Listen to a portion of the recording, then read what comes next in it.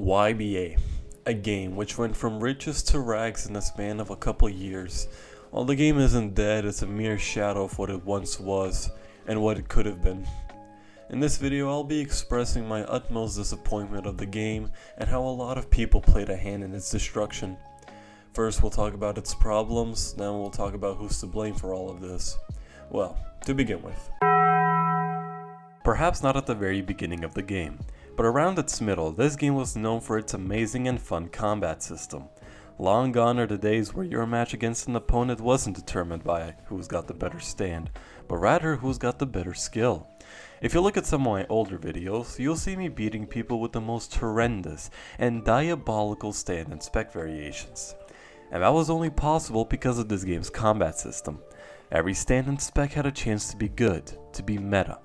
I'm not going to pretend like it didn't have any flaws to it, but it was far from being as awful as it is now. Each stand had a finite amount of moves, which inspired for people to utilize M1s as their main source of damage. And the moves that they did have were used as combat extensions. This limited move cycle made people strategize instead of relying on spamming them out as much as possible. However, that is not the case anymore. More and more stands are being reworked. Specs are getting way too overpowered. M1s are being significantly overshadowed, but most importantly, strategizing to win your matches is starting to become unnecessary. Why waste time perfecting each combo where you can do all of your moves, wait just a few seconds to get them back, and then rinse and repeat? Here, I'll give you an example to what I mean. Let's take two OG stands that haven't been reworked. We'll do Star Platinum and The World for now. And let's take one newly added stand, Soft and Wet, and one newly reworked stand, Scary Monsters. Both Star Platinum and The World have 9 moves in their arsenal, while Soft and Wet has 10 and Scary Monsters has 11.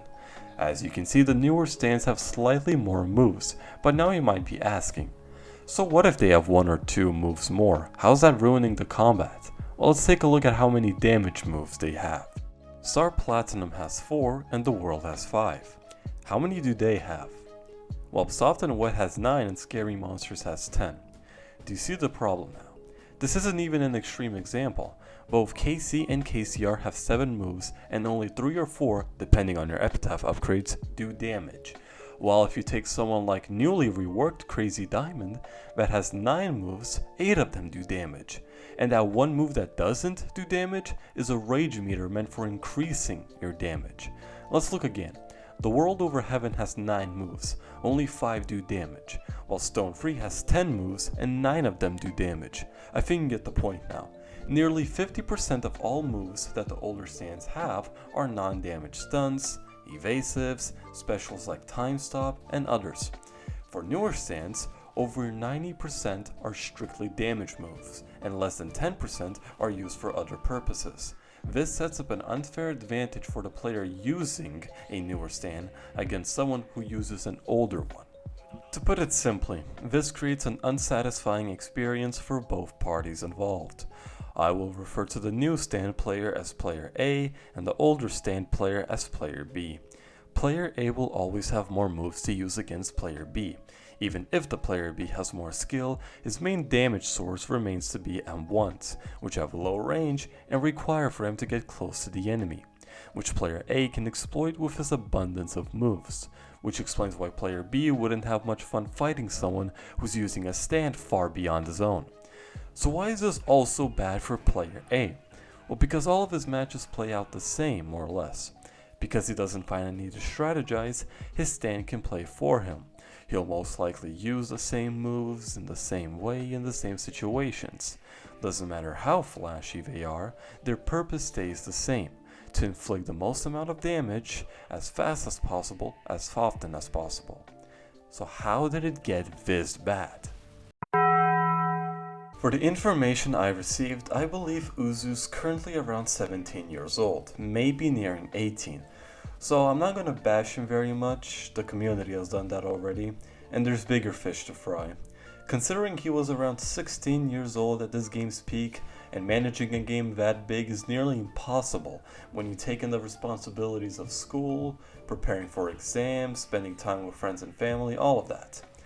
However, as the owner, he is responsible for the team he works with, and there's no one in this game management more incompetent and worse than the man himself, Paragon. During my prime days in YBA, I never bothered learning about him. I just knew him as a sore loser who bans people if you beat him, but oh boy was I missing out.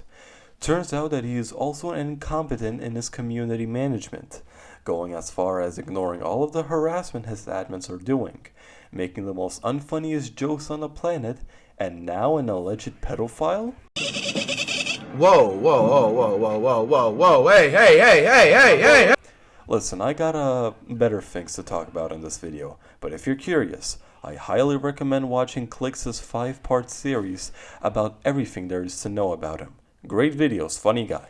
But moving on. Uzu, you are responsible for the team you make, for the team you leave in charge. Every mess up, every mistake that they do also transfers to you. As a leader, you are required to take responsibility of not only your own actions, but the actions of the people who work for you do too. What I'm getting at is you need to find a better working crew. You need to be more strict with people like Paragon and others who are in charge of the community. Because it's people like them who make people leave. No matter how good the game may be, if the face of it is littered with horrible degenerates, no one is going to indulge, and you're going to be left with a passion project barely touched. You're the owner. Act like it. It's not an understatement when I tell skins and skin traders have plagued the game since the Heavens update. If YBA was a sickness and the combat would be the virus, then 100% skins and skin traders would be the intrusive thought to lick every single doorknob in sight. What started off as a fun little recoloring to the various stands in the game ended up being the thing that killed its charm and transformed it into something you would find in Adopt Me and various other rip-off roleplay games. These people treat skins like their very own NFT collection. This has transferred far beyond just main game. Now there's separate Discord channels for trading skins. The whole subreddit is just trading this, trading that. How about you trade some big... Sorry, I got a bit emotional. But seriously, what the hell is going on? How did this went from your bizarre adventure to what even is that? But this is Uzu's fault as much as it is our community's fault. You see, skins were huge when they dropped. Everyone was throwing all the cash that they have just to have one at least. Y'all remember Paragon luck, as ancient as that is? Anyways, this made Uzu see nothing but dollar signs. Why should he waste time developing if he can just drop like 10 skins and make a quick buck out of it? You gotta understand, the majority of Roblox audience are kids. They don't care about no game balance. All they see is a shiny new toy to play with and nothing else. Just like Gage pointed out in his video, after the Heavens update, this game made a lot of poor choices, just to mention a few. The whole spec reworks were entirely unnecessary. In fact, if this video does well, that's what I'm going to be talking about, because there's way too much to say. Reworking stands to be more flashy was not a great decision that led to many imbalances. Focusing too much on skins made the game feel like it was turning into a gacha simulator, and many more bad choices. It's as if Uzu was trying to appeal both sides of the community. It felt like he was reworking and adding new stands to make the loyal part of the community happy, but also made it really flashy looking so it appeased a much younger audience as well, which was not a great decision either. What Uzu should have done is pick a side, instead of just trying to play nice with both of them. Like I said, it's impossible to point and blame one singular person, or one singular reason, or one singular update that ruined the game. This was a group effort, and here's what I think should get the blame. First of all, Uzu. You're in charge of the game. You have the final say in anything and everything. You saw how bad the spec reworks were, and either didn't realize it, or you knew and just wanted to get money from it. There's no way we can talk about the fall of this game and not point you out as one of its main reasons. Second, Paragon. Your frivolous bans, your god complex, and your horrible community management turned the community against you. You were hailed as a joke, and yet you stick to your guns, you doubled and tripled down on it. If you want to ban me, do it. You'll just be proving my point. Third, Well, it's us. Or at least some of us. The skin traders are here to blame, sure, but we gotta remember we still play this. We still indulge in their product, and because of that, they have no obligation to do anything about it.